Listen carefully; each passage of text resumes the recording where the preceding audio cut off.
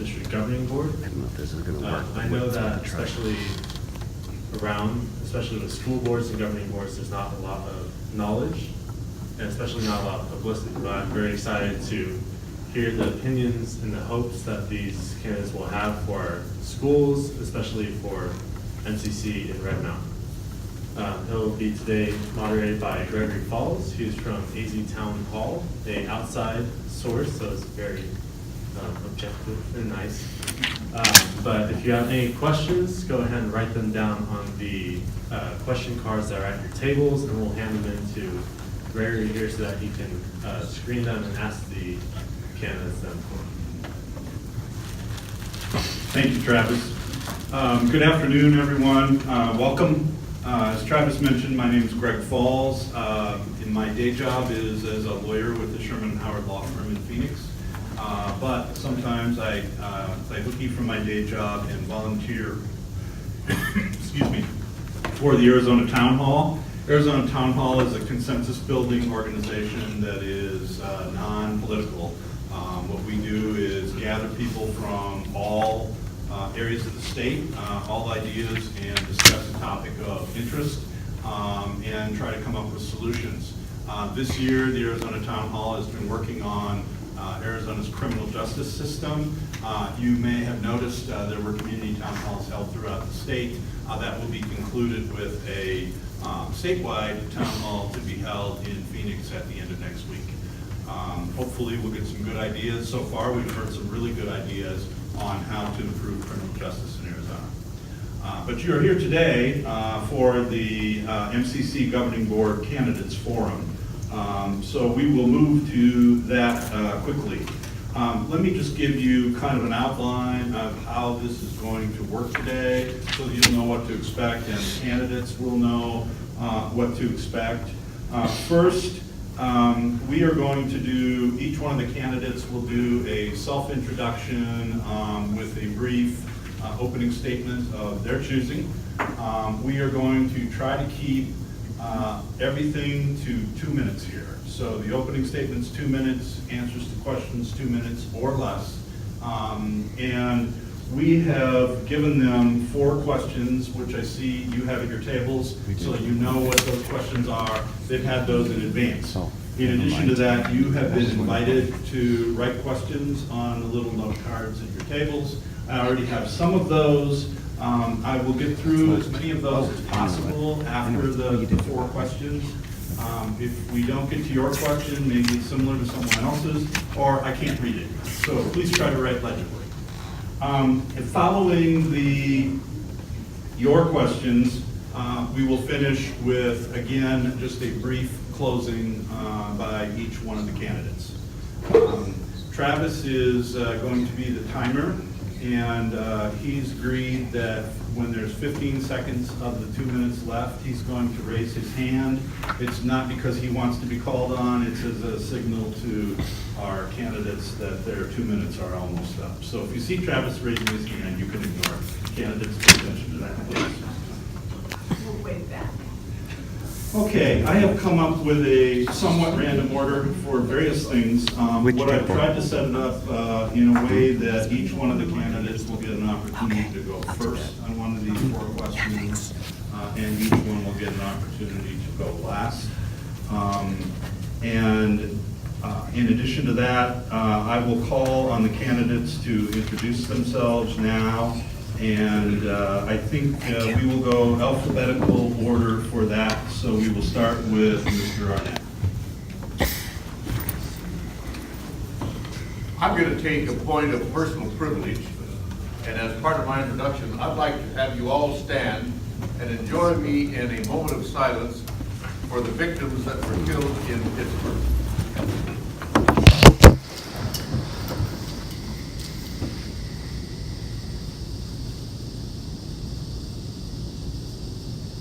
Thank you.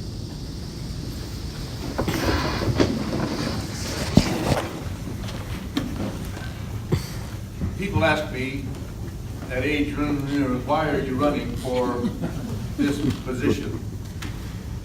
And let me just give you a little bit of the reasons why I am running for this position and to introduce myself to you. Turns out, I was the first student body president at this college in 1963. That was the last time I ran for public office. And so now here it is, I'm running for public office after years.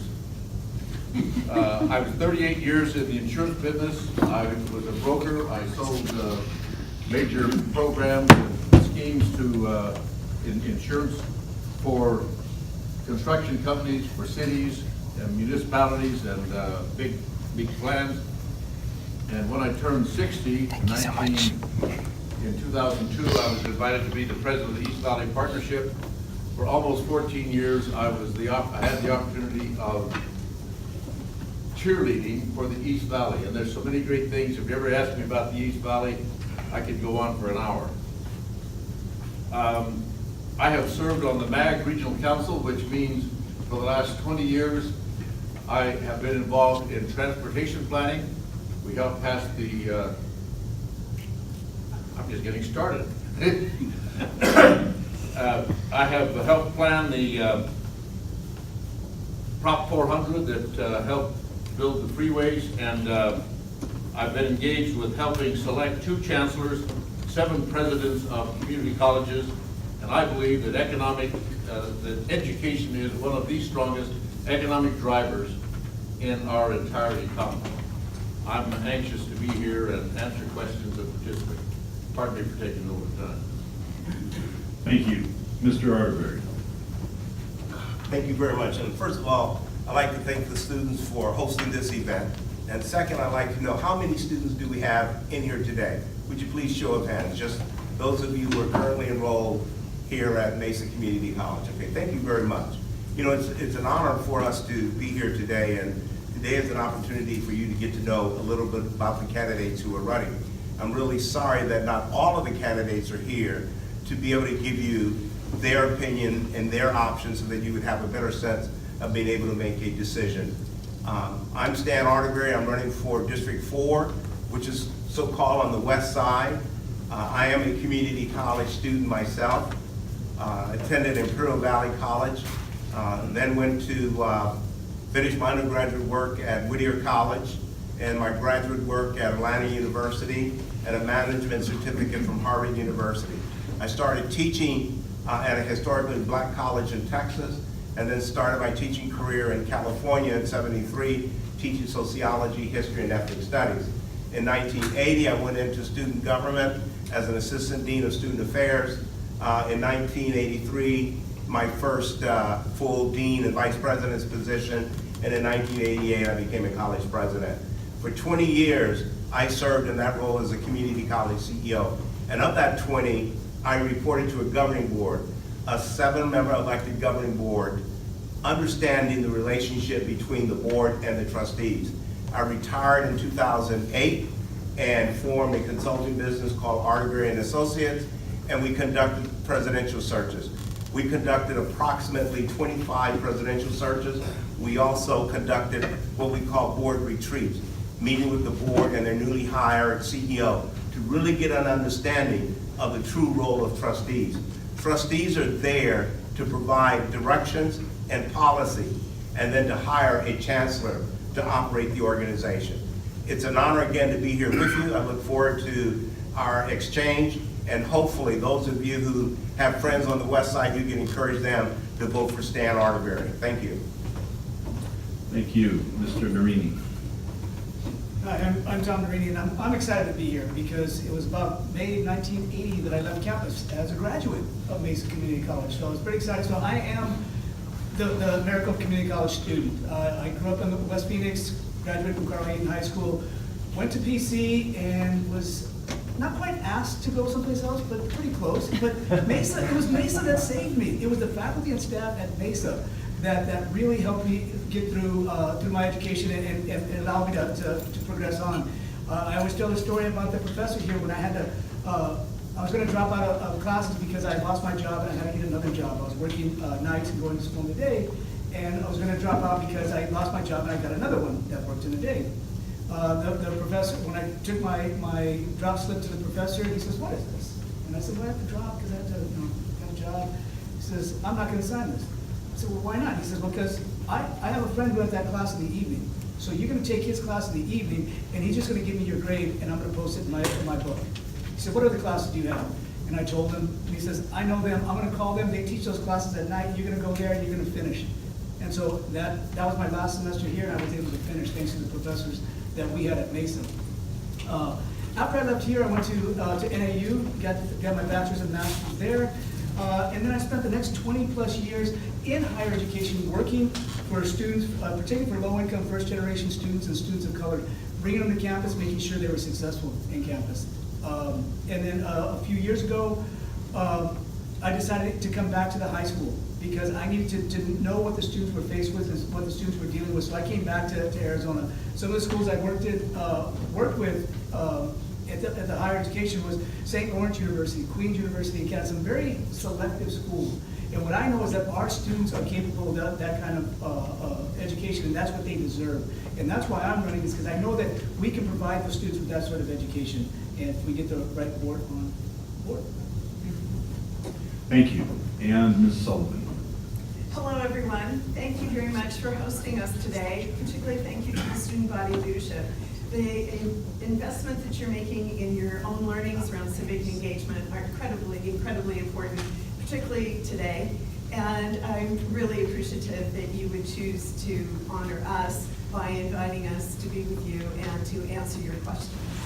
My name is Marie Sullivan. I'm a retired CEO of a multi-million-dollar nonprofit that focused on changing people's lives through the dignity of work. We moved over 150,000 individuals to better jobs and better wages. And we did it often in affiliation with the community college system. I've also served on a school board. I served for 8 years, and I had the privilege to be the president of the board.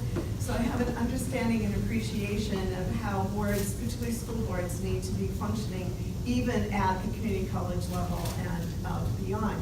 I'm also a small business owner and focused on organizational and strategic development.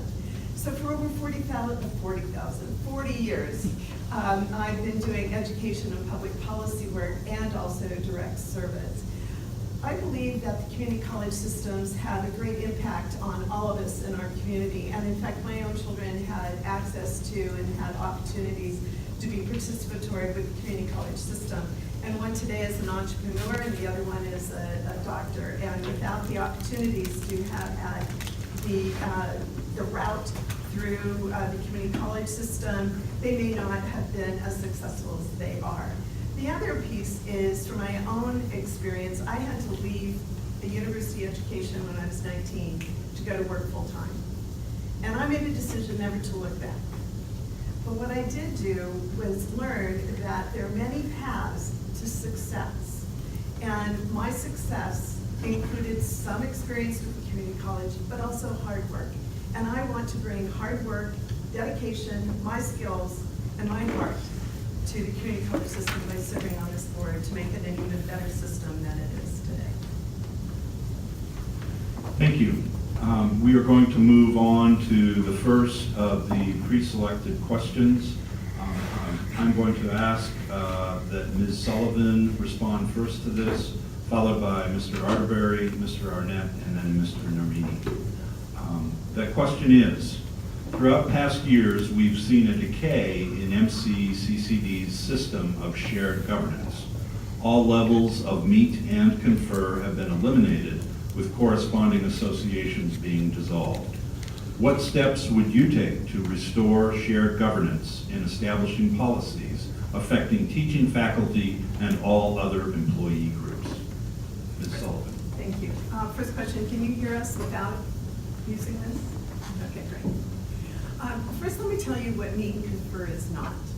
Meet and confer is not collective bargaining. Meet and confer is not union activity. And the reason I wanted to start there is so that we could all have a basic understanding of what meet and confer is. Meet and confer is an opportunity and a process for multiple voices to be at the table to ensure that we have the shared vision to make our communities the best they can be, and to, in fact, work with faculty and others, staff, to ensure that they're well paid and compensated for the dedication that they have to their students and to the community college system. I worked in meet and confer processes for 8 years when I was on the school board. I frankly have an appreciation for interest-based negotiation as a process, because what it does do is, again, ensure that all the voices are at the table for a shared vision. And that could include pay, but it includes what's best for the campuses, what's best for the students, et cetera. So I think that I was intrigued by the word decay in the question. Decay certainly means crumbling. I think of old buildings that kind of become dust. We might visit a wall or two. And it's very disturbing to think that there could be a perception of decay. I think what we need to do is restore good collaboration, teamwork, and shared vision setting. And I would work hard as a community board member to see that, number one, we were respectful, number two, that we upheld the dignity of all participants in a process, that we valued the intellectual capacity and capabilities of our leaders, that include teachers, staff members, and that they work in tandem with administration. So for me, it's about conversation, collaboration, teamwork, and problem solving to ensure that we move forward instead of crumble into decay. Thank you. Mr. Arterberry. Thank you very much. I'd like to take this question into two separate areas, focusing on shared governance and then meet and confer. When we talk about shared governance, you're talking about decision-making processes that occur within the organization, primarily an educational institution. Everyone should have a voice at the table. That includes the administration, the faculty, the staff, and what's missing here in this organization are the students.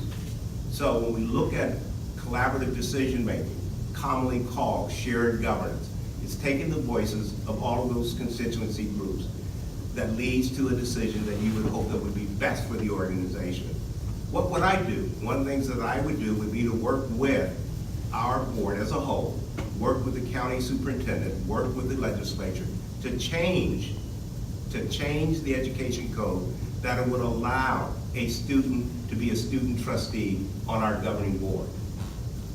This institution should have an elected student person elected by the colleges to serve on the governing board. That would be one of the steps that I would take to bring the student's voice to the table.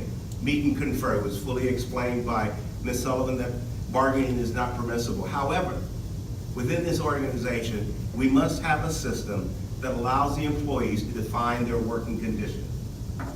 I would bet that every administrator in this organization has a contract, and that contract tends to define their salaries, their time of service, their evaluation, their salaries, and et cetera. We need to have some kind of way that all of our employees, that there is an understanding that defines their working condition, not a bargaining contract. Another comment that was mentioned was IBB, interest-based bargaining. I have extensive training and experience working with interest-based bargaining. It is not bargaining that we're making reference to. However, employees must have a voice. Employees must have a voice in their working conditions. And so, one, shared governance is important, and that shared governance should include students with all the other constituency groups, and all employee groups should have some means that clearly define how they work within the organization. Thank you.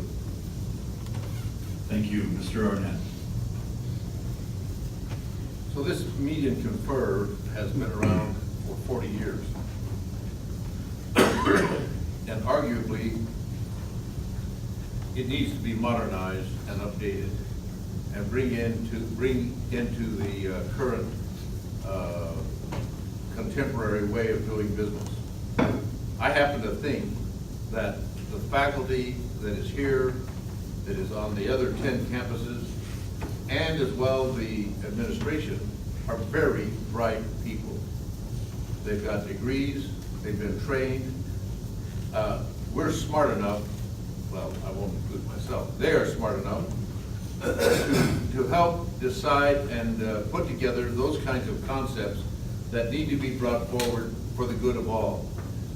The faculty and the staff and the adjunct faculty all need to have a voice at the table. I'm absolutely convinced they are the ones that are on the front line. They are the ones that see the day-to-day. They're the ones that know what is happening with the students, and therefore they need to be listened to. However, there needs to be a modernized process put in place, a system, streamlined system. I spoke to one of the administration persons that tells me that there needs to be time limits and organization, and so that in fact it is more modern and moves forward and solves the actual problems that are before the group and to be decided upon.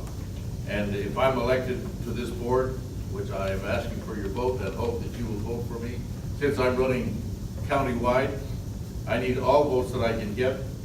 I would help return, meet and confer on a modernized basis for this institution. Thank you. Mr. Nerini. Thank you. Well, I think the one thing, the most important word in our name is community. We are a community college.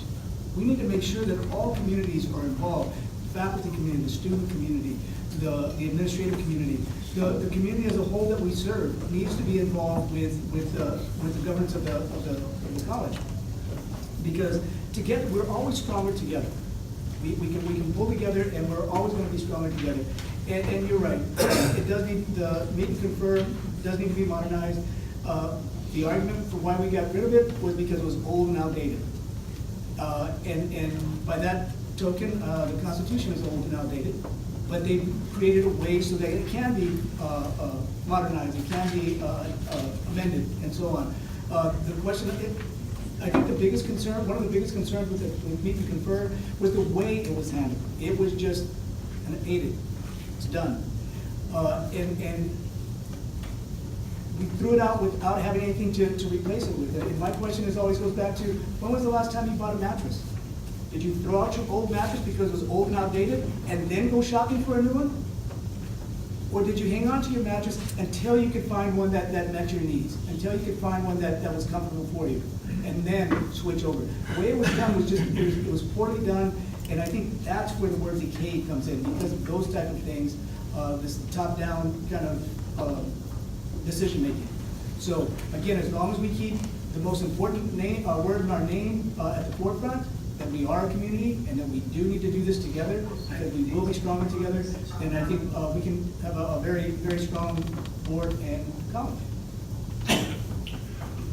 Okay, we will move on to the second question. I'm going to start with Mr. Arterberry, followed by Mr. Arnett, then Mr. Nerini, and then Ms. Sullivan. Second question is as follows. The Higher Learning Commission, the national accreditation body for each of the 10 colleges, has been asked to investigate the management of the colleges and the behavior of the board. An investigation may lead to sanctions, putting colleges at risk of losing accreditation. What behaviors do you consider to be the most serious alleged in the complaint? And how would you act to resolve those board behaviors if elected to the board? Mr. Arterberry. All 4 of the alleged complaints are serious. I cannot identify one or the other. They're all serious. Every one of them. The complaints are failure to prioritize the institution's educational responsibilities, violation of freedom of expression, desperate treatment based on religious or political viewpoint, retaliation against dissident, and refusal to engage in collaborative practices, including whistleblowers, failure to follow established procedures, especially regarding public input and transparency. They're all equally important. An accreditation system, the higher ed, my expectation, the chancellor is required to submit a response. The response is due on the 29th, which is, I believe, tomorrow. Her response is then submitted to the commission. The commission will review her response, and it is my belief that they will assign a team of professional colleagues of yours, faculty and staff, to come and review the responses that the chancellor submitted. Now, what happens after that? You don't immediately go into sanction if they find cause. You get a warning. You're given a warning and you're given an opportunity to correct those bad practices. If those bad practices are not corrected, then sanctions can occur. So it's probably a three-step prong before you get to the point of accreditation loss. However, just the notion that a college's accreditation is threatened is bad reputation, bad news, bad information for the institution. What would I do as a board? What I would do would look at with the chancellor to address all of the allegations to see how we could correct that kind of behavior, especially the behavior that was appointed or assigned to board. So that would be the first step, is to correct that kind of behavior. The loss of accreditation has significant impacts on a college. And what's important for colleges to understand, the HLC can't do anything to the board. It's the colleges that will be penalized, not the board. The loss of accreditation, you lose financial aid, students' credits are not transferable. It would have a significant impact. I have served on numerous accreditation teams that dealt with colleges that were in that warning stage. So I know, as a former community college CEO, a former person who served on accreditation teams, what the board needs to do to correct this behavior. If elected, I assure you, as one of 7, we will work to make sure that that doesn't happen again. Thank you, Mr. Arnett. Thank you. Stan has been there, done that, and I applaud his response and his method of moving forward, and I will be at his side if elected. Let me just reiterate, I happen to think that we're smart enough, we're bright enough, we've got the horsepower, we can go fix this problem. The problem was created because we currently have a board that is more anxious in getting eyewash for reducing expenses and costs and tuition without appropriate transparency moving forward. There's also this issue of religious freedom and individual freedoms that need to be addressed. And again, we know how to do that. I think that this group can put that together, particularly with the process that will be followed. No one's brought up football yet. Football is adding to the problem and to the difficulty. That was not decided by the board. It was not brought to the board. I have a sneaking hunch it probably will be, and I've got some questions about that. And transparency is going to be the key. And we have not communicated our positions well to the business and the general public. I believe once we submit all the great things that this institution is doing valley-wide with its 32 touch points, there are 10 colleges, but each of those colleges have additional campuses. There are 32 of them across the valley. We're doing phenomenal things and helping a number of people. Over 200,000 students are being cared for by this institution, and it's an amazing value and asset to our economy. Mr. Nerini. Thank you.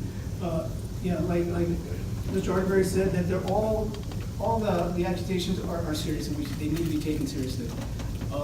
But I would welcome investigation, because our students deserve the best education that we can provide them, and the best education. And if there's some things that are not going right at the institutions, and we have somebody that can help us identify those, and we can, like I said, work smart enough to work our way through those, then we need to do this. And if they do find these allegations are true, they need to be corrected, because freedom of speech is essential. That's constitutional.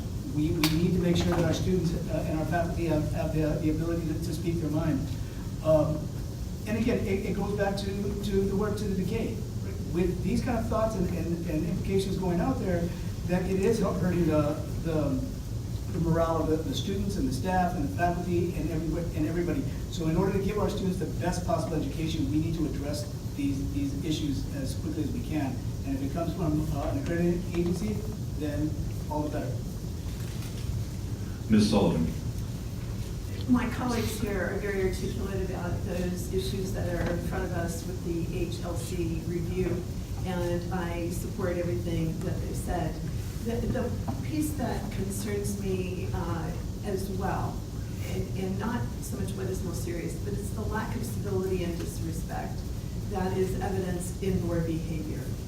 We can all have differences of opinion, but when you work as a team to ensure and lead and govern an institution of this size and magnitude with its impact, it's imperative that the key leaders have both respect and dignity for each other and are able to share their points of view and do so without issues of divisiveness and incivility.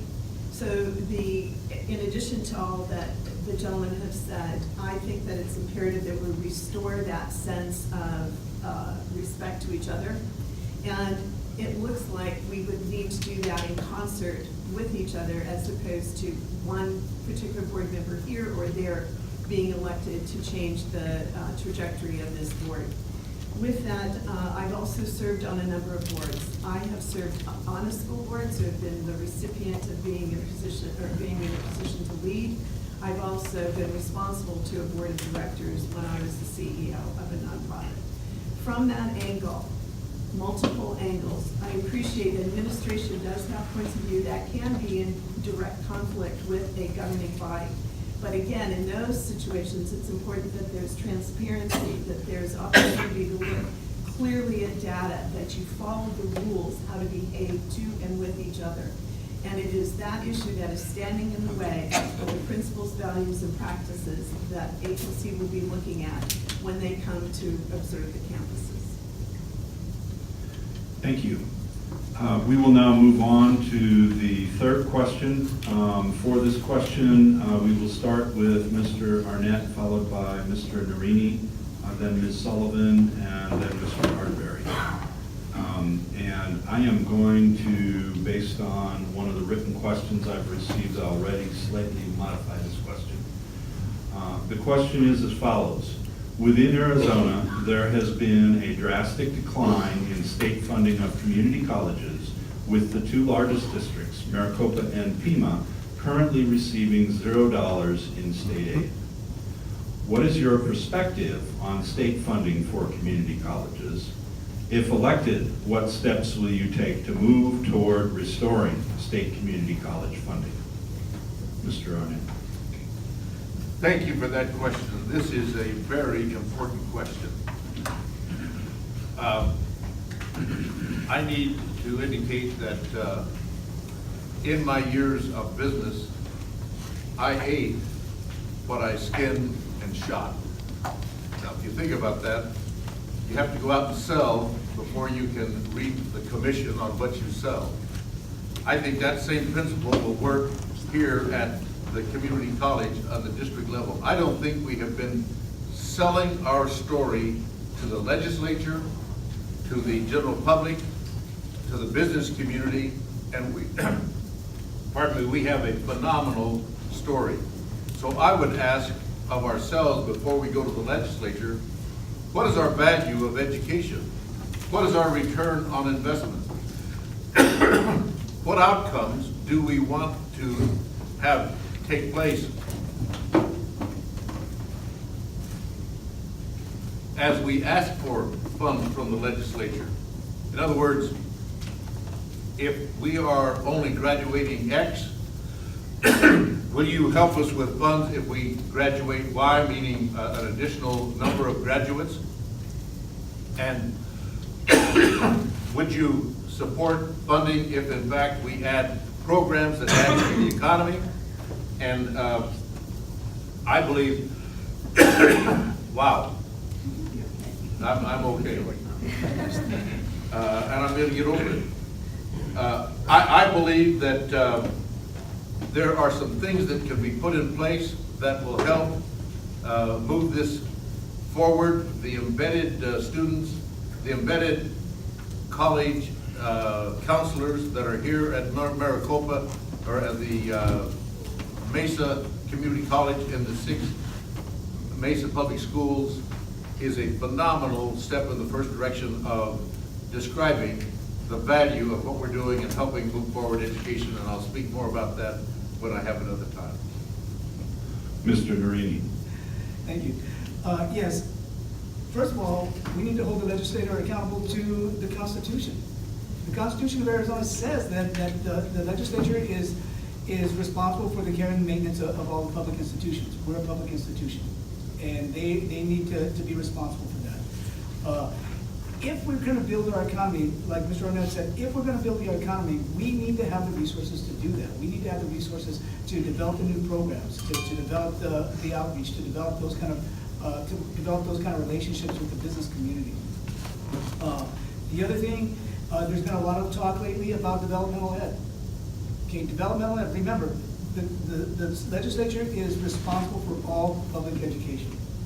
They made a contract with the K-12 schools and the students who graduate from high school saying, if you graduate from high school, if you meet these criteria, these 4 years of English, these 4 years of math, these 3 years of science, and so on, that you're ready, that you've graduated, you're ready for the next step. We see that there's a number of our students that come in, I was one of them, who aren't ready for college level work. But now they're expecting the colleges to bear the financial burden to bring them up to speed after those students have done all they said was required of them to be ready.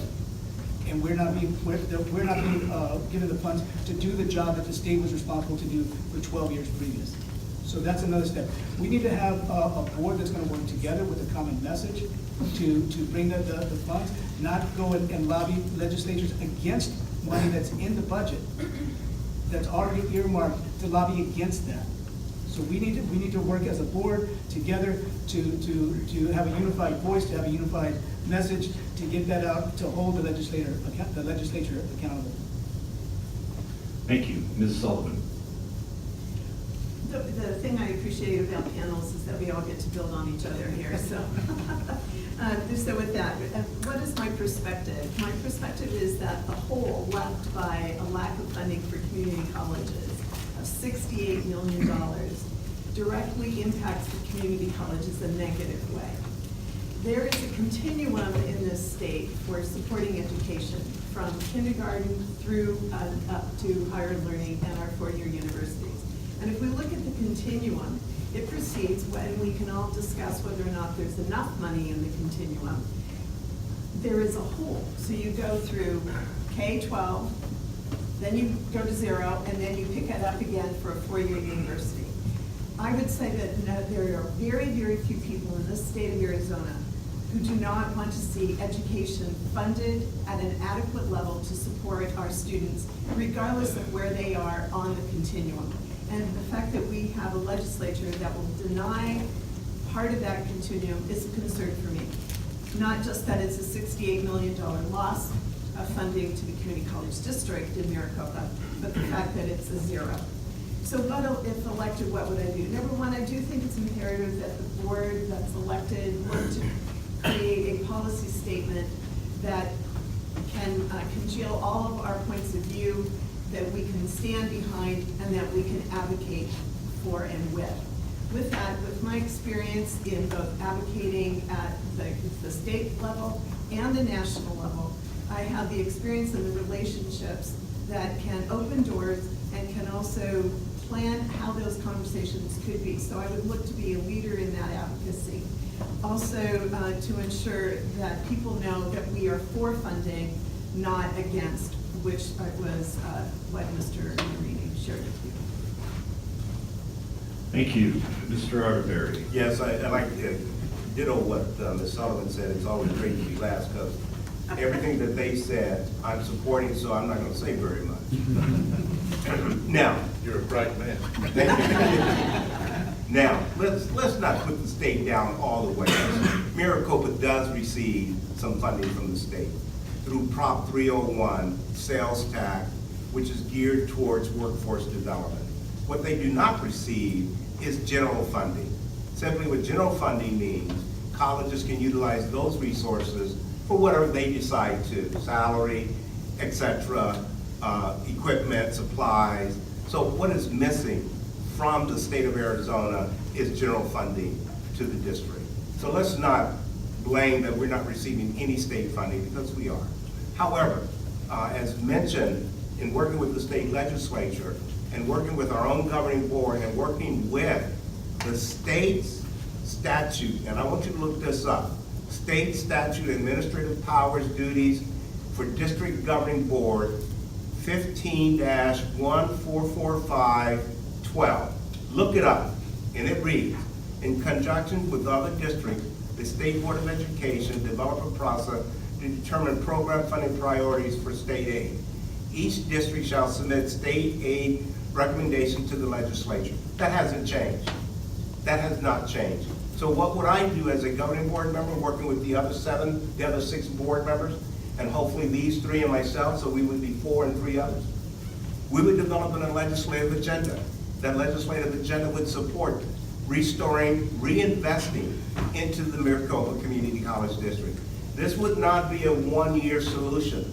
If I had a magic wand at the end of my term, state funding would be restored, property taxes would really be lowered, and tuition would be lowered.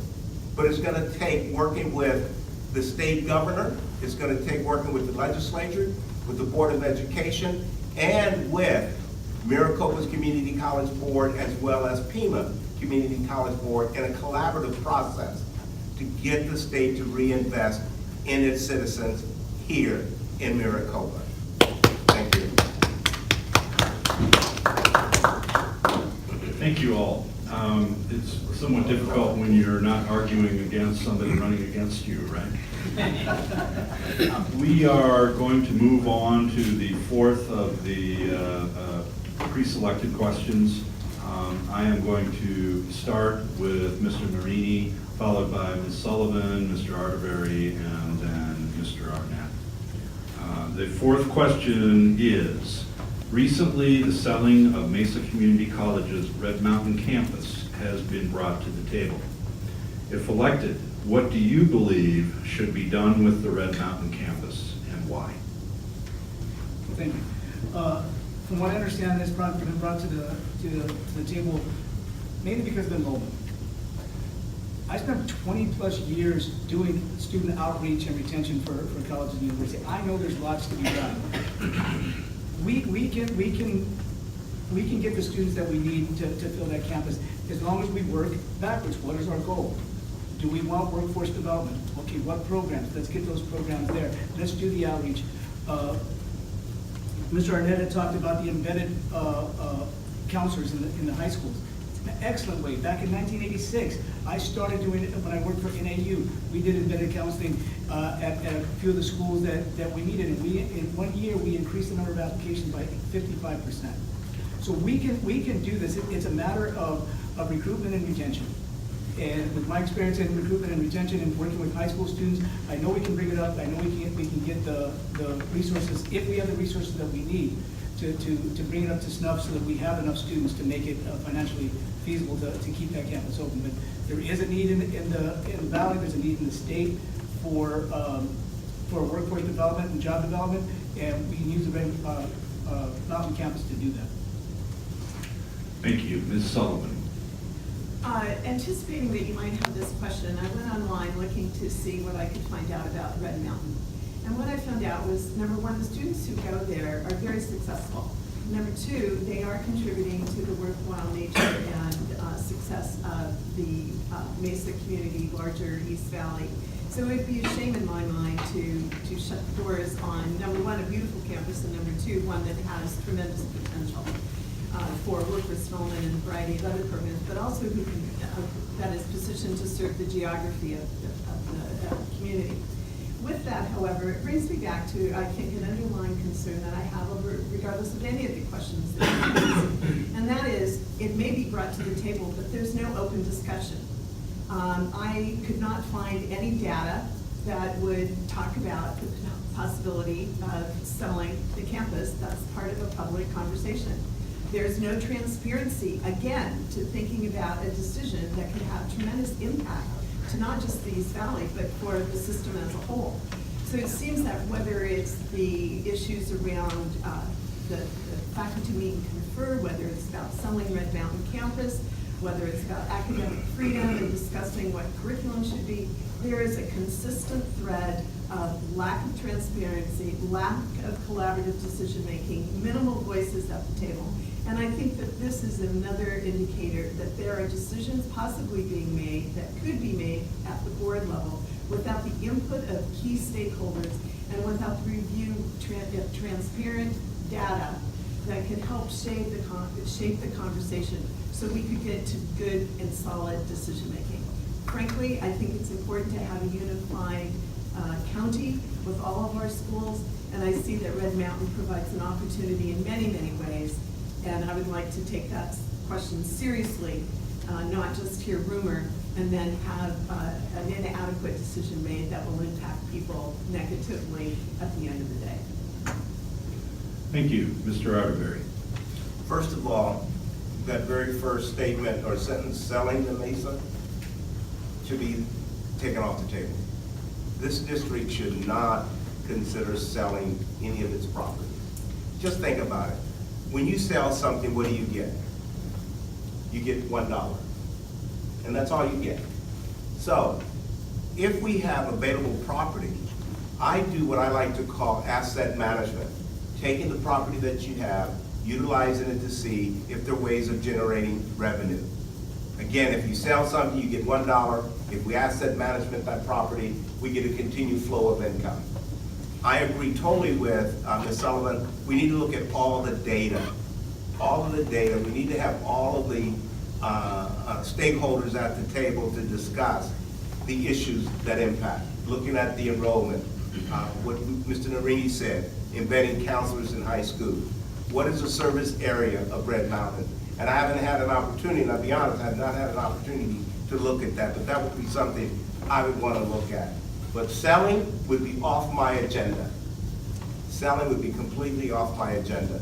And we need to take a look at what are the connections, the positive connections, what type of area does it serve, what is the population that it serves, what is the business population that it serves. And I too agree with Ms. Sullivan, this needs to be transparent. This needs to be open discussion, completely open discussion with the board so that the public is fully aware and the board is engaged in that discussion. But again, I go back to my first statement, selling would be not part of my vocabulary of any district property. Thank you, Mr. Arnett. Let me just tell you, how many have been to Red Mountain campus? It's a special place. It is a cotton-picking special place.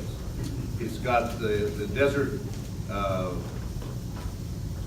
Sonoran Desert Laboratory right there.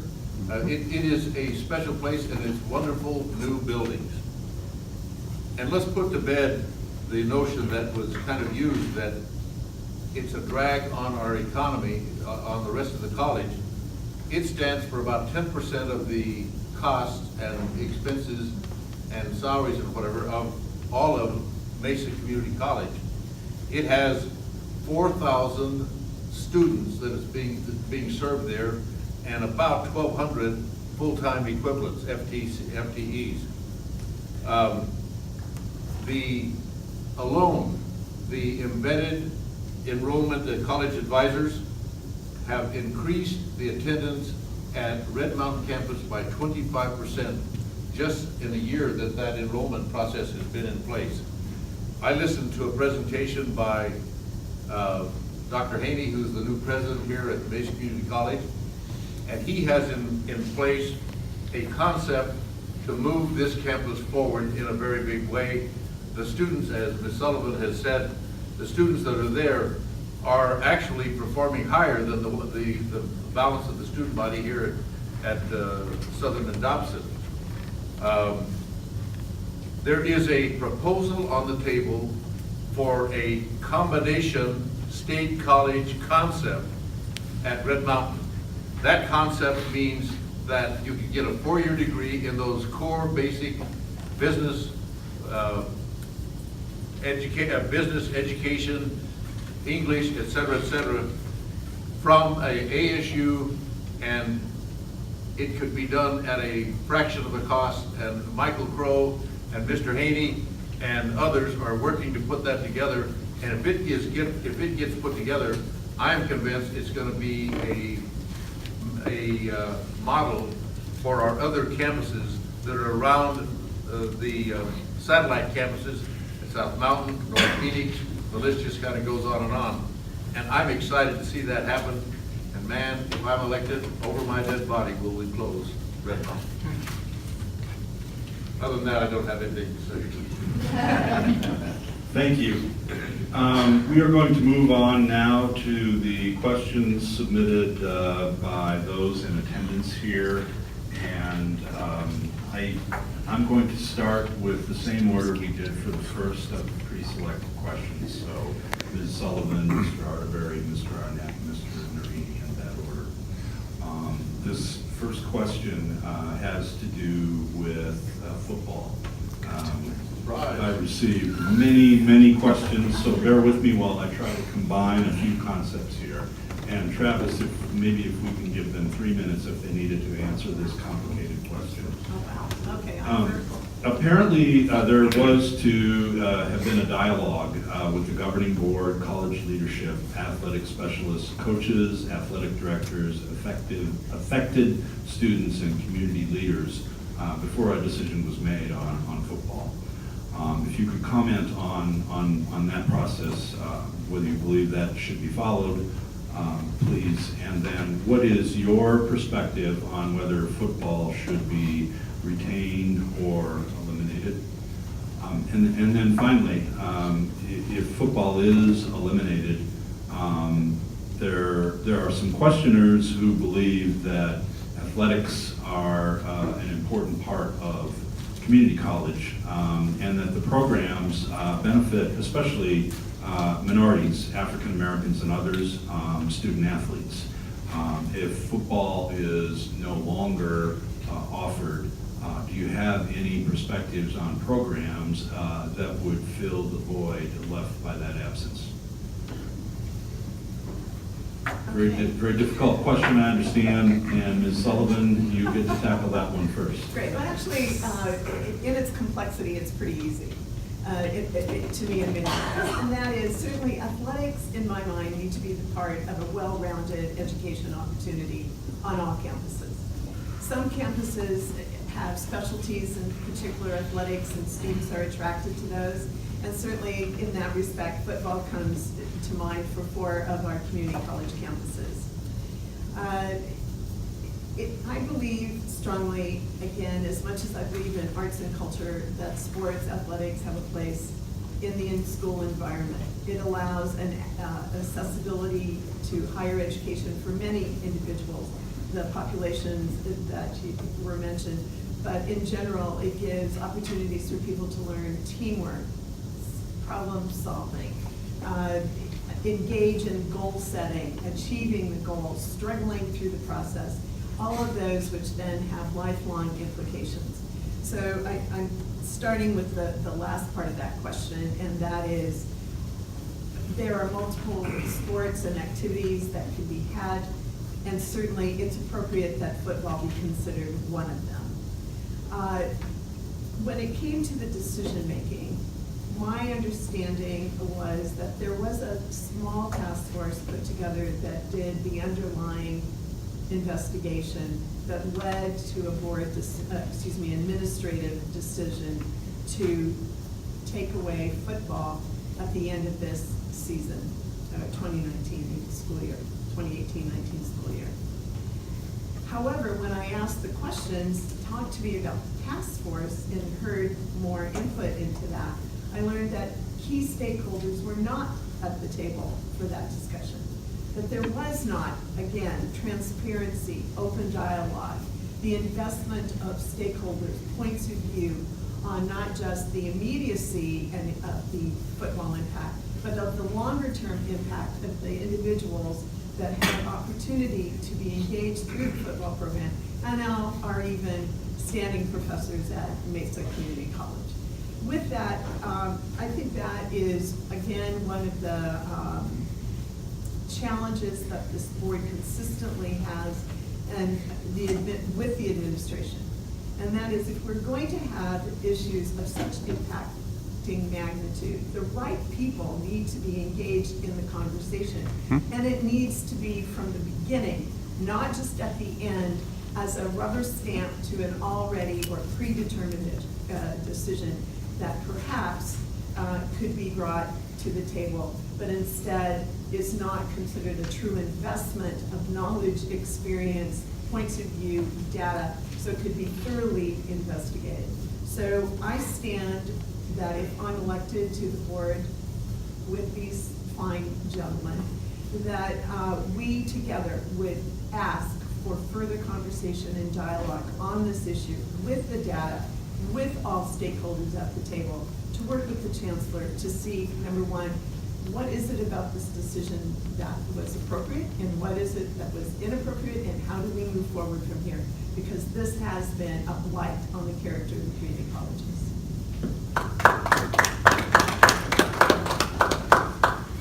Thank you. And I'm not a football player. Mr. Arterberry. You know, I'm gonna ditto what Ms. Sullivan just said. And I wanna go back to my sociology day, back to my teaching day. And I used to teach a course called Social Problems. And what is a social problem? A social problem is a condition that affects a significant element of society. Listen to that. A social problem is a condition that affects a significant element of society. Think about what I'm saying, a significant element of society. If it doesn't affect a significant element of society, it's not a social problem. It's not a condition that we're concerned about. What segment of the population counseling football is affecting?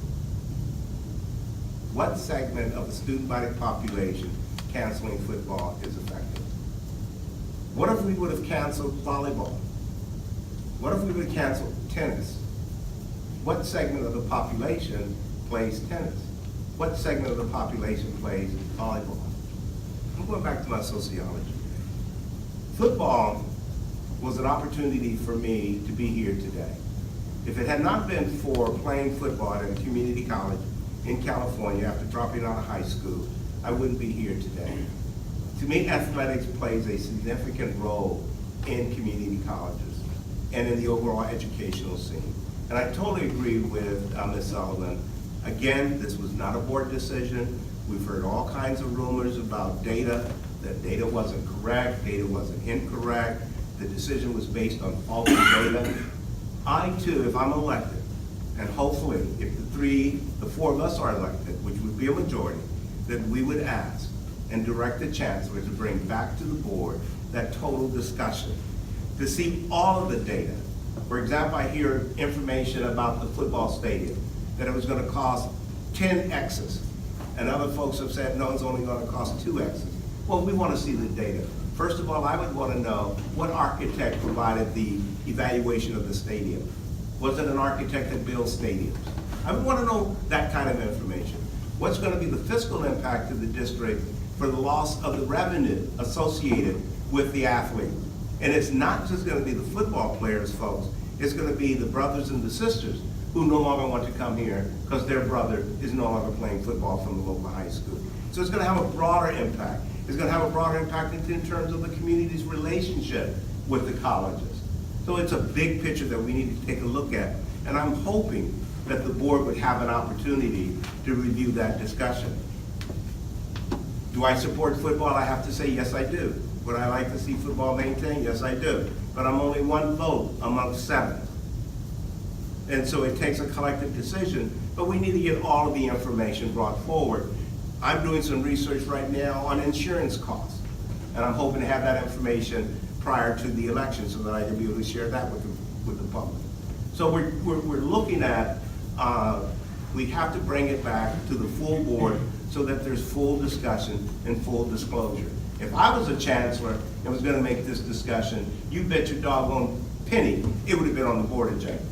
Because I would have wanted the board to be part of that discussion and not for me to be hung out there on my own as the chancellor. So that would be my position, bring back a study session on why it was recommended to be eliminated. Thank you, Mr. Arnett. athletics plays a very important part of our psyche and our society in general. There are 13 women's programs, sports, 14 men's programs, sports, and I happen to think that the sports at a community college helps a person get started and adjust those things in their life so that they can in fact move forward. Just here at Mesa alone, in the last 4 years, they've had 74 students that have come here and played and transferred to a Division I school with scholarship. That's a very valuable part of our economy in my judgment. And so it helps students, and it helps the soccer student, it helps the softball student, women's softball student. It helps them find out who they are and where they are in the process. Now, having said that, there are some issues. What is the real cost? And I don't think that we've seen the real cost. I want to know the hard, real cost of what it's costing football. The scholarships, the number of students that show up, and I've seen some figures, but they don't make any sense to me. You've asked the question about insurance. I happen to have been in the insurance business for 38 years. I asked someone who had access to the national underwriters who writes insurance for football teams, colleges, high school, etc. There's currently, on new policies, an exclusion on football. Is that in fact the case? Are we self-insured? And if in fact are we self-insured for that first $1 million, how would we put aside deposits to figure that? Is there some way to do a transfer of risk? Meaning, when these kids come and play football, do they understand it's going to be a little bit cause some injury? And if they cause an injury, could we have them understand that and in fact, I'm so sorry. they want me to play football. And could there be a broad enough accident policy put in place to cover those injuries, therefore mitigating the issue of liability that has to be put in place? The other issue is, I understand that of the 4 principal members of the team that made the decision, those college presidents are no longer here. They have moved on. And that troubles me, that they have made the decision and moved on, and kind of tells me they weren't invested in the process which they need to be. So there's a lot of questions that I want to have answers to, and I don't think that the answers that I saw or the answers you're asking for have been yet answered. And we're going to have those before we move forward. Thank you. Thank you. Mr. Nerini. Thank you. Like I said, I worked for over 20 years in higher education doing recruitment and retention. My doctoral program, I did a lot of work, a lot of research on the retention of students. You look at all the retention theories and retention models, and they all say one thing: student involvement, student engagement. You get students involved, and they're going to stay. Football is one way, whether it's football, basketball, whether it's athletics, whether it's clubs and organization, whether it's just mentorship that the professors or the coaches provide. It's so key to keep the students there. You think about what colleges is supposed to do. We're supposed to be preparing students for the real world, for what happens next. Leadership, communication, teamwork. These are all skills that employers long for. And what better place than the athletic field to learn these kind of skills? I mean, I love my geology class, but the last time I had to figure out what a sedentary rock was, I can't think. But the work that I did when involved in clubs and organizations, the leadership skills that I learned outside the classroom, those are the important ones, those are the vital ones that we need. The other thing, I worked at Western Washington University when they cut their football team.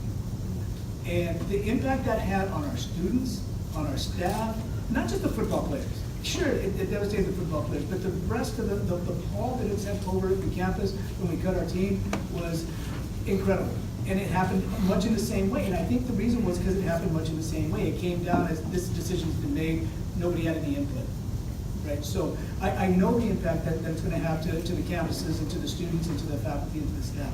And I appreciate the folks' concerns. I know that they're really concerned about the injuries and the deaths and things that happen with football. And if they're concerned about that, then we shouldn't have these kind of activities around. So therefore, we'll no longer have maintenance staff. Because the federal government says that for every 100,000 maintenance workers in 2017, 17.4 died on the job. There were 217 fatalities of maintenance workers. So if we're so concerned about the football players, then maybe the maintenance is next. Maybe we should stop offering classes in law enforcement and firefighting because of that risk that those individuals have when we put them out into the workforce. You know, construction. You know, what are the injuries and the death rates in construction? If we're so worried about the health and well-being of the students, then we need to look at our program. I don't think we want to do that. Right? We have a strong program. We have some great students that are doing wonderful things with the skills that they've learned, and we should keep. I think we should have that open discussion with the real data that's out there. Okay, thank you all. For the next question, we will go in the same order as we did for the second of the prepared questions. This question has to do with DACA students, Deferred Action for Childhood Arrivals. Taking these questions together, I think the question is, what is your perspective regarding DACA students? Number one, is there a place for them? At what tuition level? And if we have state funding back in the system, what effect does state funding have with respect to DACA students? And we will start off with Mr. Arterberry. You know, that's a question that is decided on and beyond our authorities and abilities. Unfortunately, the state Supreme Court has decided what role DACA students are in the state of Arizona. So unfortunately, as a board, we do not have the authority to make a change. However, as a board, we can look at other ways of finding resources. And I did cite on my Facebook and Twitter a number of opportunities and scholarships that are available for DACA students. So we would have to do all that we can to provide resources for those students, because Maricopa is losing students. They're not only losing the students, but they're also losing their tuition that they were paying. So we would have to look at all kinds of means in terms of being able to provide support for DACA students. That's on the factual side. And then of course on the political side, we would need to then again have a political agenda from our board to again to work with our local legislatures, hopefully to get the legislation and get the Supreme Court eventually to change that. Because you know what's really sad about DACA students, you know, they're paying taxes, they have to pay income tax, they have to pay state taxes. They're doing all the same things that you and I do. And it's unfortunate that this individual was brought here when they were 2 years old, 5 years old, 6 years old. But as they graduated from high school, and many of our DACA students go into the military, many of those students have lost their lives defending this country. So I would hope that in some way we can work with the state legislature, work with the governor, work with the state Supreme Court to get that changed. But it's out of the hands of the Board of Governors to be able to do any kinds of ways of avoiding or having them pay in-state tuition or residence tuition. And so we would have to collaboratively work and then also try to find the many resources that could be available to help DACA students continue their education here. Thank you. Mr. Arnett. Thank you, Stan. That was a great answer, and I would certainly echo everything you said. DACA is a national immigration issue. It is a national immigration, and I won't get into the comprehensive immigration solution because that gets into the border, it gets into all these kinds of things, but I believe that the federal government needs, and as well as the state legislature, needs to come forward with a program that will assist the DACA students. And the reason that I'm so strong on DACA students is they are some of our most valuable, some of our brightest, some of our hardest working students that are in our system. And I believe that there are some ways that we can, the reason I'm so strong on it is those students add to our economy. You've heard me say 2 or 3 times about economy and that education is the strongest driver in our economy, and I believe that with all my heart. And these students, these DACA students, are adding to that economy. As Stan said, they're paying taxes.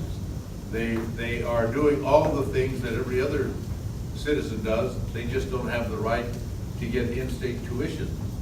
Another option could be, I believe that we are woefully inadequate with our foundation. There is a Maricopa Foundation, and this foundation is not doing what it could do, it should do, and ought to do. And there's a possibility of a law issue, a legality issue of that process. But I believe that we can do more through the foundation to help pay for the out-of-state tuition, allowing those DACA students to continue. Thank you, Mr. Nerini. Thank you. Yeah, this is an issue that I could talk on for hours. I did my doctoral dissertation on undocumented students in higher education. I work in Phoenix Union High School District, so a lot of our students are DACA. But I want to make a distinction. There's DACA and there's undocumented students. They're 2 different categories. But you're right. They're a wonderful, wonderful resource that we've been priced out. There are some legal issues here too. Our hands are tied with Prop 300 that says that we can't offer any benefit that we're not offering other citizens of the United States.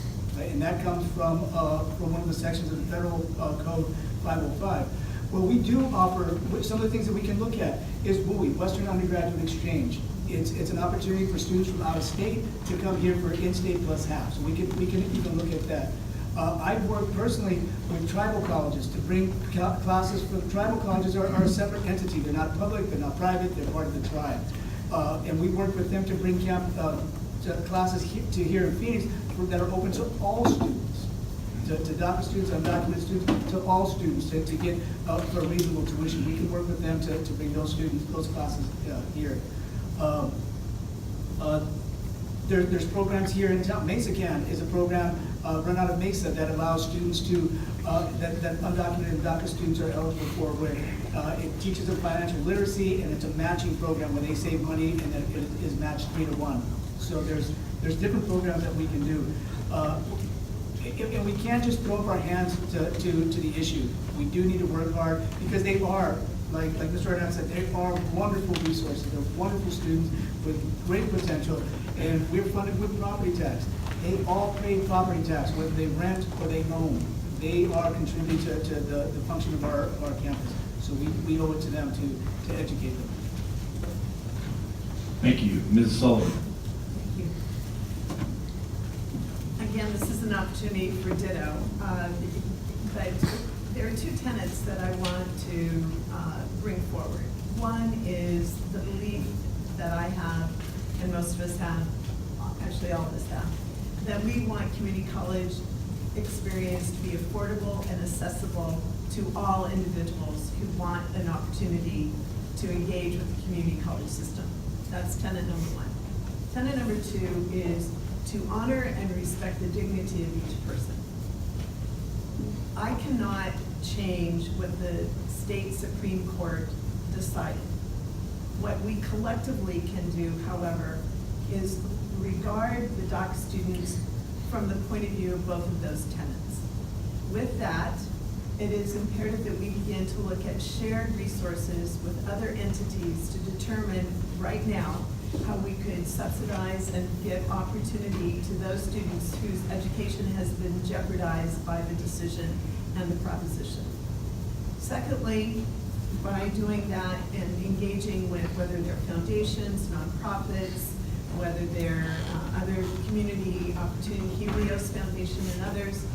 That is certainly one. And the second, as we're looking at building that legislative agenda or the public policy statements that we discussed earlier, it is our opportunity as the largest education system in the state and in the United States from a community college standpoint to be driving a different decision out of the legislature that could reverse the impact of what we are dealing with now. I think those are longer-term strategies coupled with the shorter-term strategy of finding the resources to subsidize students. It is a shame that any student who lives in the state of Arizona and has done so for more than a year with proof of residency is denied the opportunity for in-state tuition. And we need to reverse that. Okay, thank you. We will move on to the next set of questions here, and I'm going to go in the order we did for the third of the pre-selected questions. Mr. Arnett first, followed by Mr. Nerini, Ms. Sullivan, then Mr. Arterberry. This is very similar to the DACA question, but this kind of applies to all students and the expense of attending community college. Some concepts that were raised were rising tuition, high textbook costs, falling enrollment. With that falling enrollment, we see smaller budgets and budget cuts. Some students drop out because they don't have the resources to finish their education. The question really is, what is your plan to make education more affordable for all students? And to the extent that that plan includes any kind of collaboration with the business community, if you could explain that, please, we would appreciate it. And as I mentioned, we will start with Mr. Arnett. Thank you. And let me take an opportunity to thank our moderator. I'm sitting here looking at him balancing all these questions, so let's give him a hand and say thank you to the moderator. To answer the question,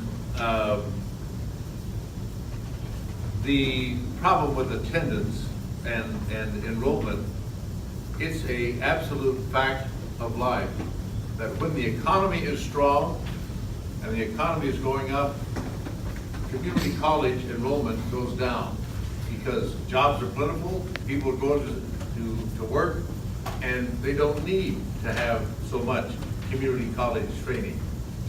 When the economy is difficult and it's going down, enrollment goes up for community college, and that is a fact of life.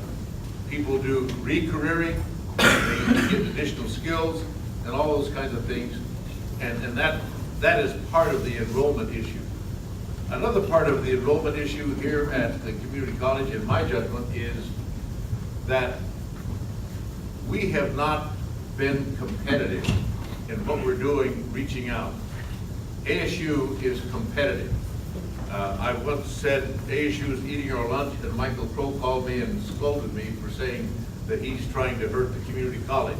Well, turns out he is eating our lunch. Not he, but the university is out hustling us, out competing with us. Grand Canyon has scholarship, Grand Canyon University has scholarships that are phenomenal. Many nursing and other scholarships that are available are made available, and therefore we are not as competitive as others. There is a college that's offering $60 credit hours for their classes, and we're at 85. That is, we're not as competitive. Man, I haven't got all my issues up. You're cutting me off. We need to work with the legislature. We need to set our agenda, and we have talked here before that there are a number of things that we can do, I think, that can help lower the cost of education. Just one book. There are a couple of colleges around the United States that in fact have discontinued the requirement of buying books. They do it all online, all on computers. And that kind of thing, I think, can go to reduce the cost of education, and I'll quit. Thank you, Mr. Nerini. Thank you. I'm going to probably pick up where Roc left off on a few things. First of all, let's hold the legislature accountable again. In the Constitution, it says that institutional expenditure shall be nearly as free as possible. We need to hold the state legislature accountable for our education in the state. So that's one thing. As a school counselor, I see what the students go through. We need to work on the transition. We can go back to the embedded counselors and how they can help students make that transition. There's something called the student melt, the summer melt that happens every summer. Students apply, students get accepted, students even enroll in classes and just don't show up. And why? A lot of times it has to do with they don't know the next step. They don't know who to talk to, what to see. So if we are able to provide the kind of resources that the colleges need to retain the students. I always hold up these things. How many of us have these on our keychain? Little tabs to go and scan, because these companies know that if they retain their customer, it's much more economically feasible to retain a customer than to recruit a new one. We need to retain the students that we have, whether that's student involvement in athletics and clubs, or whether that's giving them the right academic advising, whether it's working with them to make sure they know what the next step is. But so many of our students are first generation students. Their parents didn't go to college, didn't graduate from college, so they don't know what the next step is. What is a tax transcript that they're being asked for to verify their financial aid? How do we do that? If we have the resources in student services, then we can help bridge that gap between students and faculty, or students in the transition. One of the things I wanted to mention, the last question I want to tip my hat to the Faculty Association for what they're doing with scholarships for DACA students. They're raising a tremendous amount of money to help offset the out-of-state costs from the in-state costs. So hats off to the Faculty Association and what they're doing to support students in their Western education. Ms. Sullivan. Thank you, Tom, for bringing that up. Many thanks to those of you who are part of the Faculty Association for directing that. So thank you. Regarding the falling enrollment concern that is having an effect on tuition, certainly I think that issue has to be tackled in a broad way. And as we struggle with many questions that have been in front of us today about the review by the AHLC, by the issues around faculty and staff morale, those things trickle into the community and cause a lack of confidence into what a community college may provide. The issue certainly of football is impacting that. So I do think all of those issues that are at the table right now, it will be the responsibility of the board to take a look at, so we can raise up the community colleges instead of seeing them always brought down in the public arena. With that, the other is the idea of collaboration with the business community to ensure or look at how that can impact tuition and opportunity. Certainly there are many, many corporations and companies in this valley that rely on the certificate achievement of the community college students as their workforce. They have an investment that they could be making in new and different ways in concert with the community colleges, not only to see those certificates achieved, but perhaps could be underwriting some of the cost and expense of those classroom activities. In my experience as workforce development expert, when I was CEO, that is how we were able to underwrite many of the opportunities of the people we served in concert, and reduce some of the tuition to much less than what a traditional student would be paying in the system. The other, of course, is it's continuing to legislate, advocate, and negotiate with our legislator and other leaders to ensure general funding so that the community colleges can apply that investment in such a way that we can see lower tuition potentially and greater opportunity for those who want to attend the community college. Thank you, Mr. Arterberry. You know, I always love these kinds of questions that I consider operational questions to prospective board members, because you're asking us what we're going to do, and it's really what the staff is going to do. And let me give you from my perspective. I have a magic wand, and this magic wand starts with me being elected to the board. That's the first thing. The second thing this magic wand does, it helps me to get the state legislature, the governor, to reinvest into Maricopa Community Colleges by providing general funding to Maricopa Community College. This magic wand begins to look at, as the state revenue comes into the district, property taxes proportionally could be lowered. Tuition could be lowered. So this is my magic wand in looking at this entire process. The other one would be, what is our connection? And I really appreciate what Ms. Sullivan said in terms of the business connectivity. It is so important that we are engaged with the businesses in this community, that any emerging new technologies, any new emerging business, we need to be at the forefront.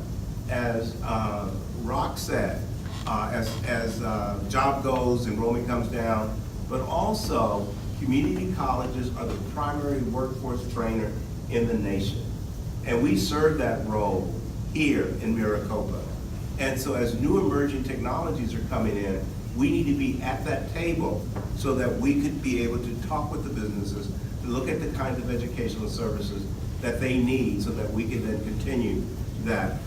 Roc also talked about the cost of education is significant. And he talked about online, which is typically referred to as open educational resources. And there are a number of faculty members here in our district, in the math department and other departments, that are using open educational resources where students are able to get all of their textbooks and materials online. Can you imagine what the cost of a math textbook is today? I would bet more than $100 for just one math textbook. Can you imagine that savings if more of our faculty had that kind of resource available for them? So I think it's a holistic approach that we have to look at as board members and to talk about what our staff are doing and provide them with that kind of direction so that they can then bring that forward for our students. Thank you. The next question kind of ties back to question one that was one of the pre-planned questions. For this question, I will start with Mr. Nerini, followed by Ms. Sullivan, Mr. Arterberry, and then last, Mr. Arnett. The question has to do with concerns over the relationship between the governing board and the Classified Staff Association and the Faculty Association. Some have described that relationship as involving attacks against groups that speak out against the board. The others have described that relationship as contentious. The question is, what would you do to improve the relationship between the board and specifically those two associations? And first, Mr. Nerini. Thank you. Well, first of all, like I said, I spent more than 25 years as a student affairs person, so I can appreciate the need to communicate with boards and with administration. And yeah, I've heard some of these same accusations and things, and we do. I think communication is the key to anything, any successful endeavor we have is communication. Again, bringing everybody to the table. Again, we are a community. We need to behave like a community. We all need to start working together.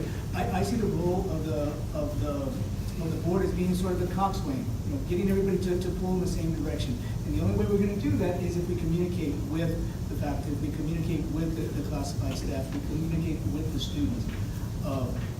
So I think that's the first thing, is to reach out to all the groups, find out what the issues are, how do we address them, and making sure that we have the proper data and the adequate data, and making sure that it's all done as transparently as possible. I think once we do that, we're going to restore the trust, we're going to restore the working relationship, and we're going to just be able to move forward with our agenda. Thank you. Ms. Sullivan? I think the current state of affairs is due to many things from my observation and learnings. But one of the key pieces that's in the center of this is the lack of respect from the board, in my mind, to the employees of the community college district. That includes faculty and classified staff. how one earns respect is certainly, it's not something that's automatically given to you. So I would say that the first challenge is we need to replace the board with members that can serve with and give the respect and accord that is due employees of the community college district regardless of their position. With that, then we certainly need to be communicating and valuing what everyone has to say. Listening is one of the key ingredients to successful governance. We would be in positions of governance, not management. And I think that as governors, as opposed to managers, it is our responsibility to be listening, to be observing, to be absorbing data that's presented to us. And that requires us to hear from a number of different points of view. So shutting off communication, denying people the opportunity to be expressive, to cut off opportunities for shared negotiations, those get in the way and create the atmosphere that's been described in the question. So I would make a commitment to be a good listener, to be transparent in how I ask my questions, that I would encourage my fellow board members to do the same, and for us to work collaboratively with the entities that are represented in this question to see that we all can work together to get to the best outcomes and recreate the positive morale that this district used to have because everyone's voices were valued. And that would be my commitment as a board person, and I would encourage and support all of my colleagues to do the same. Mr. Arterberry. You know, this reminds me of the educational environment that I came from in California prior to 1989. Prior to 1989, the system was kind of operated the same way it is here, where faculty and staff really didn't have a voice.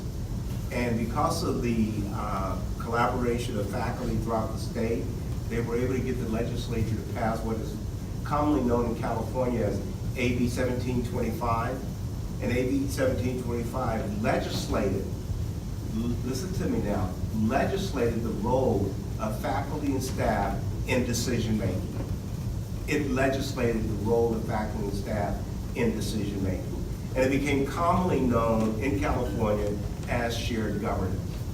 I would like to see something like that here in the Maricopa Community College system, not necessarily legislated by the state, but legislated in terms of board policy that clearly defines the role of faculty, clearly defines the role of staff, and clearly defines the role of students in decision making.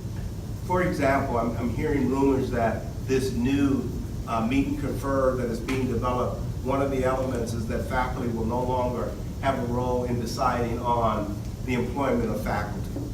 There is no way, as a board member, would I accept a policy that eliminates the faculty in its recommendation process of recommending new hires in faculty. I would not accept that and would not support that.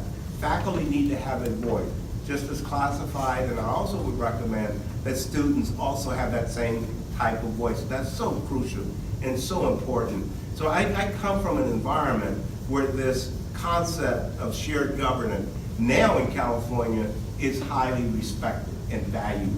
And that's the one thing that I feel that is missing here in Maricopa, is that our employees do not feel valued and do not feel valued from the Board of Trustees, and it flows down.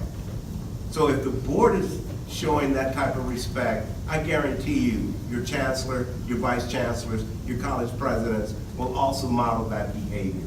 So my feeling is that the board needs to step up to the plate and to demand that type of responsibility and respect throughout its organization. And Mr. Arnett.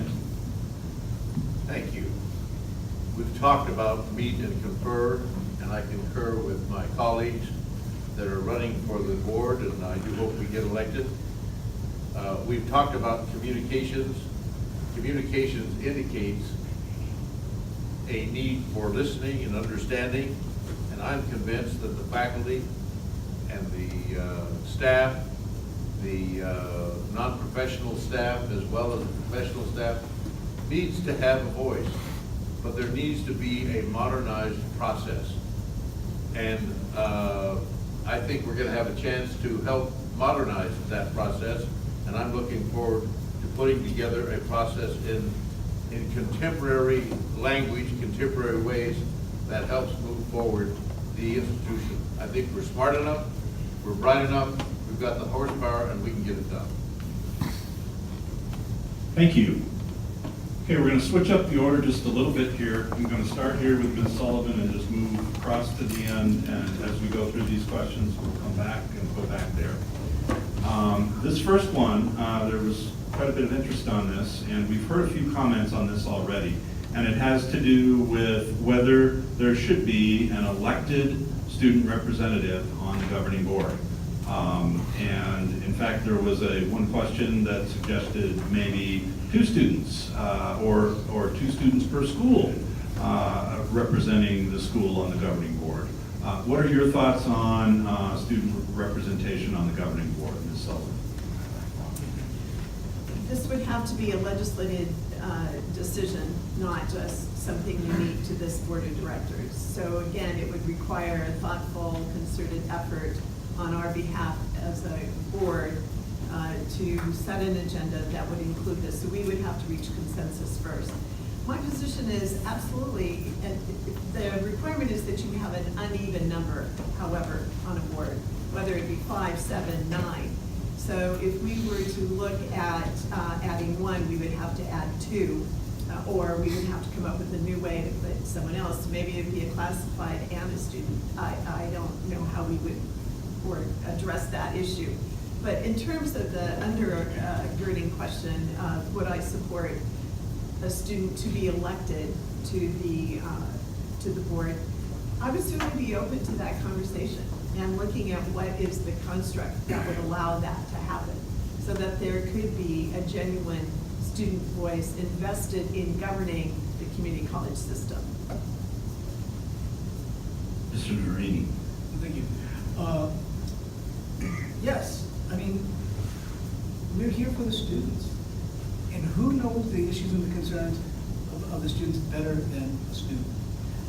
So I definitely think we need to have the voice of a student on the board, and whether that's using the model of the student trustee that the board of trustees for the colleges, the universities have or not. But we definitely need to I would really very much support looking at how to better get the voice of the student onto the board. Whether that's an elected official or appointed or a wrestling match to get them on, whatever it takes.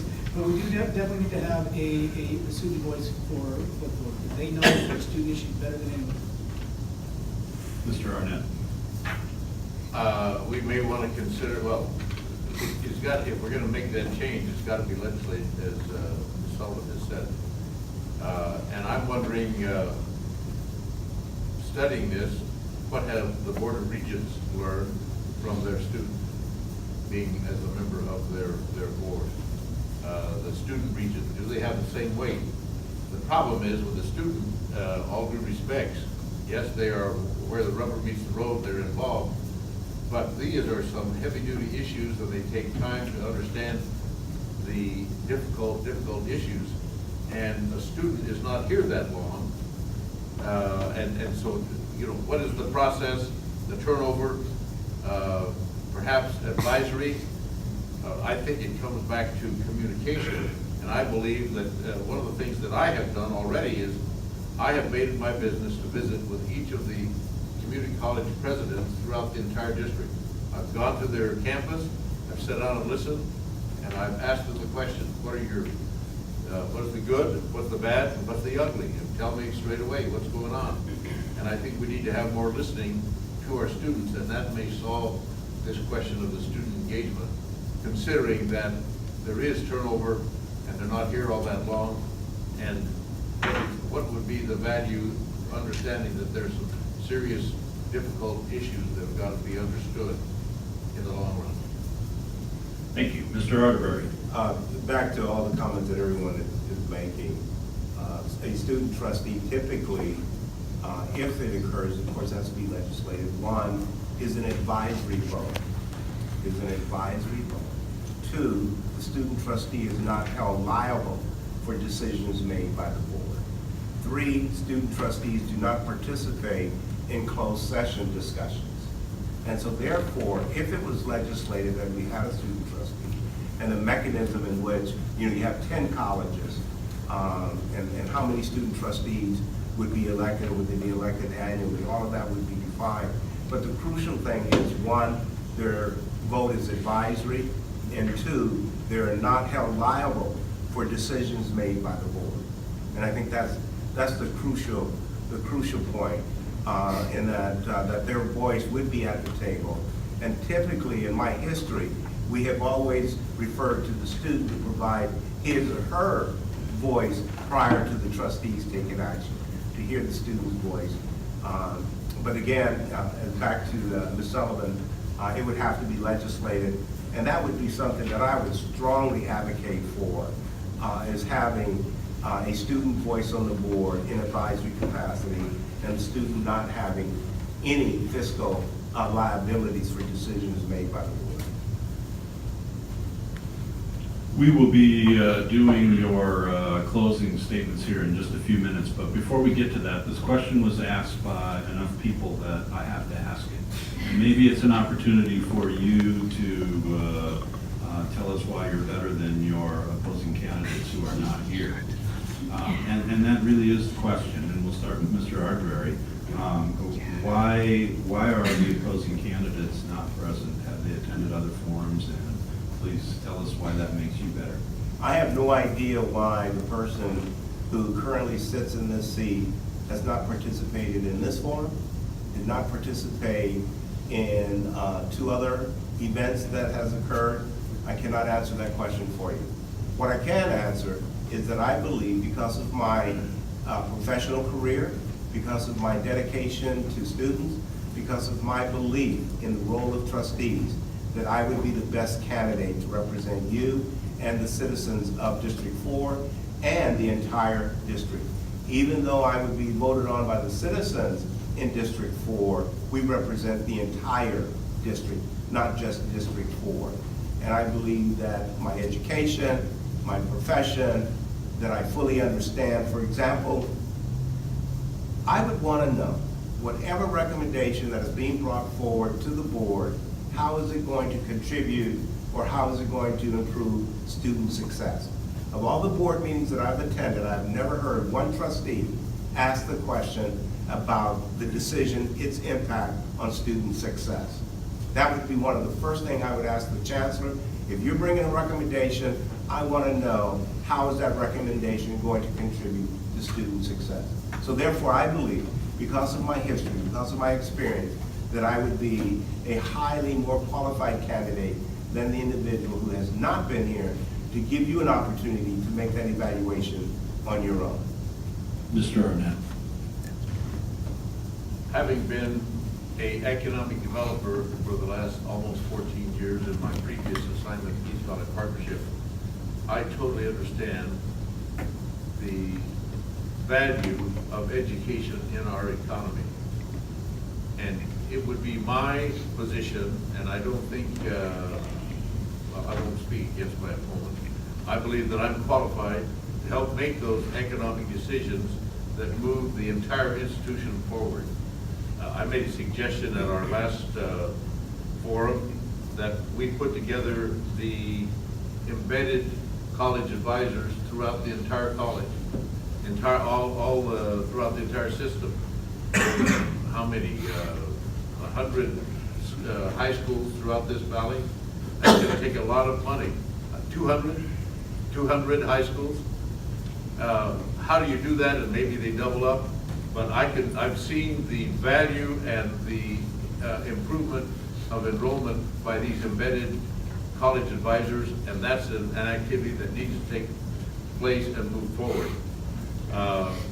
We need to, I would like to help move forward the guided pathways transformation that's taking place, so that in fact we have a transition from college to ASU, and there's a process so that when a student signs up as a freshman, they know right away that they can in fact follow a guided pathway that gets them to a degree at a 4-year institution. I would like to help save Red Mountain. Red Mountain is a phenomenal institution. It is a great gem of our institutions. I would like to see innovations take place, and I would like to help move forward innovations, and one of them is apprenticeships. Apprenticeships, when you say the word apprenticeship, automatically you think of the trades. Apprenticeships are now being expanded into all kinds of activities in industry, into technology, in the insurance business, in the medical field. The list just kind of goes on and on. And this notion of engaging the businesses and industry in our economy with apprenticeships that will help pay for these educations so that they can glean those graduates that are coming out of the system. There are just so many positive, great things that can help with this education system. I want to be a part of it. I'm asking for your vote. Mr. Nerini. A week or so ago, I got my ballot in the mail, and I opened it up. My name wasn't there. And so I made some phone calls, and I rushed down to the election office, and I'm like, what's going on? Why isn't my name on the ballot? And the very nice woman runs to the back, comes back a few minutes later and says, good news, you won. So I'm on the board, so it'll be hard. But, so I'll take my time and tell you why I support these folks. Because I've been working with them, we've been on these panels, and we've been doing these things for a few months now. And I can attest to their commitment, to their dedication their commitment to the students and their desire to really work in the community and for the community. You know, we've got workforce development, we've got business, we've got education, we've got the folks who are putting the students before personal agendas, political agendas, or even economic, their own employment agendas. We've got individuals here that are going to support the students, and their commitment is incredible. I've seen how hard they work, and the message is consistent, and it's always about students. How do we get student success? So I encourage you to follow and support these wonderful candidates. Ms. Sullivan. Congratulations, Tom. I think the three of us are really jealous. Excuse me. I can't speak to why the two individuals that are also running with me in District 3 are not here. They're educators, and that has been probably the biggest distinction between the two of them and me when we're on, and we've been on one panel together. The fact that they call out that they've been teachers and I'm not. With that, however, I believe that my blend of workforce experience is more than just being a teacher. My father was a teacher. I saw how hard he worked to support our family. And when he was unable to do that, it was my turn to go to work full time. I value work, and I put my life together so that I could make a continuous commitment to my community, as well as engage in my own development through the idea of work. So with that, again, as I said at the beginning, I have 40 years and more of work in public policy that supports quality education. I've served on education boards. In fact, I served on my children's preschool board. But the outstanding piece of that was that I was part of its accreditation, the NAEYC. Those of you know, that's the National Association for the Advancement of Young Children. I am developed into a workforce development specialist. I understand what it takes to put together curriculum, strategies, and relationships that are going to guide people into work. And we worked in that sense with the community colleges. I have a track record as a public servant, as Businesswoman of the Year. I understand money. I've managed multiple $million-dollar budgets. I've had the opportunity to work at the level of county with the Workforce Development County Board. I've been proven to be a good listener and to be a leader in the communities in which I serve. And that is what I think sets me apart, or causes a distinction between me and my two opponents. And I hope that you look, any of you who are affiliated or have a relationship with anyone in District 3, to suggest that they could cast their vote for me in that district. But my goal is to serve all of you, not just District 3. Okay, I promised I was going to give you all one last word, and like good candidates, you took a lot of your time answering that question, telling us why you are the person that we should all vote for. As moderator, I am supposed to be unbiased and neutral, but since nobody else is here, I have to say, based on what I've heard, I would vote for all of you if I could. So, thank you. If you... Oh, you're not registered to vote? Yes, I just can't vote in all those districts. Yes, but I'm voting countywide. I guess I would vote for one of you then, wouldn't I? If you have any last words, we will, starting with Mr. Arnett, Mr. Arterberry, Mr. Nerini, and then Ms. Sullivan conclude. Okay, Mr. Arnett. Thank you all for being here. Your interest in this public process, I admire, and I congratulate you for your taking of your personal time to listen and to understand. And I want you to know these are good people. These are good candidates with whom I am associated, and I hope that they get elected, and I hope I get elected. Let me just give you, I kind of oversimplify things. My sales background, you got to go out and sell to get the product that you want completed so that you can reap the reward. I think there's one thing that could happen to this institution countywide that could help move things forward. And I'm going to tell you the story, and these people have heard this story, so I apologize to them. But back in 1963, I was in New York, and I saw an ad in the New York Times, and this ad was a hippopotamus. It was 2 full-page ads, and this hippopotamus was a purple, good-looking hippopotamus, and it had sneakers on all 4 feet. And it was an ad for Chase Manhattan Bank. Chase Manhattan Bank was a big bank, is a big bank, and the caption said, "Yes, we're big. Chase Manhattan Bank, yes, we're big, but we hustle."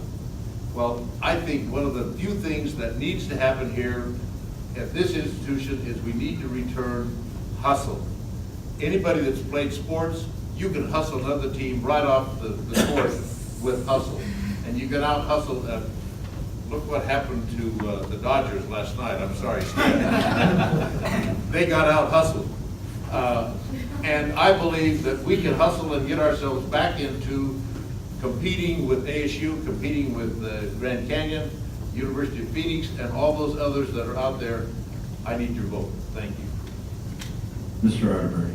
You know, I'd like to thank all of my wonderful colleagues here, the Fabulous Four, as we are known as. And I believe that we would make an outstanding team to serve on the board for the next 4 years. And I want to thank all of you for taking time out of your busy schedule, and thank our moderator for taking time out of his professional time, and the faculty and staff that are here, and the students that are here. Thank you for coming. I have a message that I would like to read to the students to conclude for today. And those of you who know folks on the west side, please ask them to vote for Stan Arterberry. And all of you can vote for Roc, and those of you who can vote for Nerini, please do so. And here's my message to our students. I was you in 1967, attending Imperial Valley College, and had a very successful professional career. The education you are receiving here at Mesa Community College, you too will have a very professional educational career, and thank you for coming in here. Thank you. Mr. Nerini. Well, thank you, and thank Mesa Community College for hosting this. It makes me proud to be an alum of Mesa Community College. Again, like I mentioned at the beginning, Mesa saved me. It kept me in college, it kept me going on the path. It was for the faculty and staff of this college, I would be working at a warehouse someplace, I'm sure, now. So I'm always grateful for Mesa. This election is your opportunity to really make a change, not just in Mesa, not just in Glendale, but in the whole district, in the whole county, in the whole state. You have a chance because, like we said, we are the largest educators in the state. And we have a chance that, by changing the board, we have a chance to really shift the direction of the colleges and of the district. So again, I encourage you to support the panel here and vote for them. Speak to your friends, neighbors, and let them know that the folks up here are putting students first. They're putting the best interest of the community first, and please support them. Thank you. Ms. Sullivan. It's been a pleasure to be here with you this afternoon. We get invited to things, and the most genuine experience I've had in running has been that I've gotten to meet so many people, particularly those of you affiliated with the Community College District. And what I know as a result of that is that the community colleges are a good system because of you.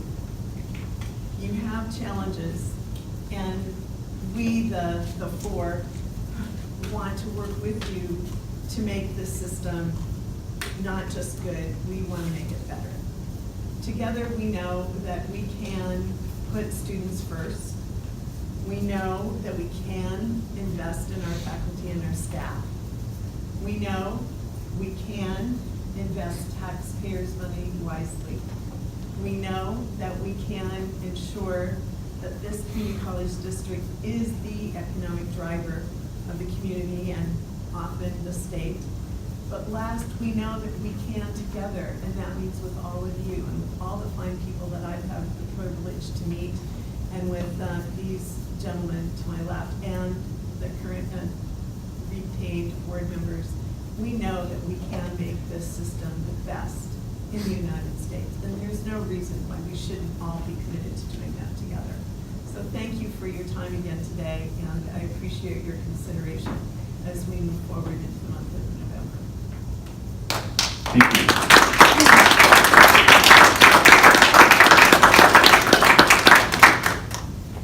Thank you all for coming today. You asked some very good questions. There's about an inch thick of them here, and you put me through a real workout trying to consolidate and combine them and get them all in. I hope you feel that we got to most of them. If I missed anything of significance, I apologize. Thanks again, and have a good day.